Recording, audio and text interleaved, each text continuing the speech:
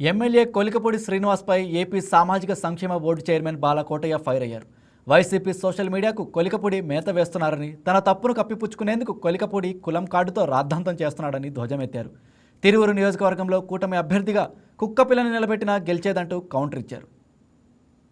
నియోజకవర్గం నెమలి గ్రామంలో స్వయంభూ ఆలయం వేణుగోపాల స్వామివారి ఆలయంలో ఏటేటా జరిగే కళ్యాణ మహోత్సవాల సందర్భంగా విజయవాడ పార్లమెంటు సభ్యులు పెద్దలు గౌరవనీయులు కేశినేని శివనాథ్ గారిని ఆలయ అధికారులు ఆహ్వానించడం జరిగింది. 2025లో కూడా విజయవాడ ఎంపీ కేశినేని శివనాథ్ గారిని ఆలయ అధికారులు ఆహ్వానిస్తే ఎంపీ గారు సతీ సమేతంగా ఆలయానికి వెళ్ళి స్వామివారికి వెండి పల్లెంలో పట్టు వస్త్రాలు సమర్పించడం జరిగింది. 2025 అదే సాంప్రదాయ పద్ధతిలో మళ్ళీ ఎంపీ గారికి ఆలయ అధికారులు స్వయంగా కార్యాలయానికి వచ్చి ఆహ్వానిస్తే సతీ సమేతంగా ఆలయానికి వెళ్ళి పట్టు వస్త్రాలు సమర్పించేందుకు ఎంపీ గారు వెళ్ళడం జరిగింది. దీనిని పురస్కరించుకొని తిరువూరు ఎమ్మెల్యే ఒక వివాదమైన అంశాన్ని తెర మీదకి తెచ్చి ఎంపీ గారిని చాలా చులకన చేస్తూ జరిగిన సంఘటన వేరు, చెబుతున్న విధానం వేరు,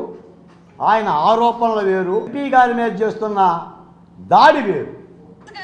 మీరు స్పష్టంగా తిరువూరు ఎమ్మెల్యే చెప్తున్న మాట ఏంటంటే, గత ఏడాది అంటే 7 అసెంబ్లీ నియోజకవర్గాలకు ఎంపీ, మీరు ఎలా అయితే ఎమ్మెల్యేనో చిన్ని గారు కూడా ఎంపీ, ఆయనకి ప్రోటోకాల్ ఉంటుంది.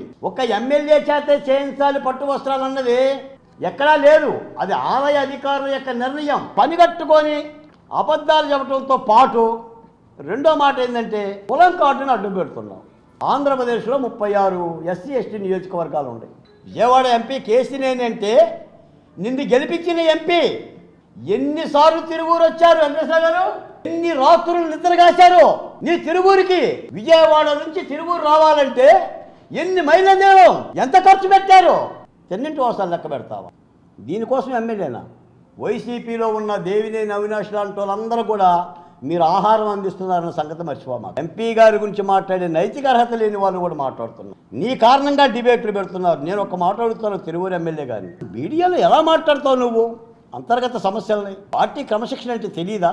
అంటే నువ్వు ఏ పార్టీలో ఉన్నావులే, నువ్వు ఎన్ని పార్టీలు మారావు కూడా నాకు తెలియదు.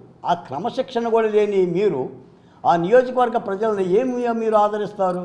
నిన్న జరిగిన తిరువూరు సంఘటనలో, నెమలి సంఘటనలో తనకు తానుగా కింద పడిపోయి చూసారా, ఎంపీ గారు మనుషులు, ఎంపీ గారు నన్ను తోస్తే ఒక ఎమ్మెల్యేని దళితుడిని కింద తోశారు అనే ఒక కుట్ర కోణం కూడా ఉందని తెలిసింది నాకు.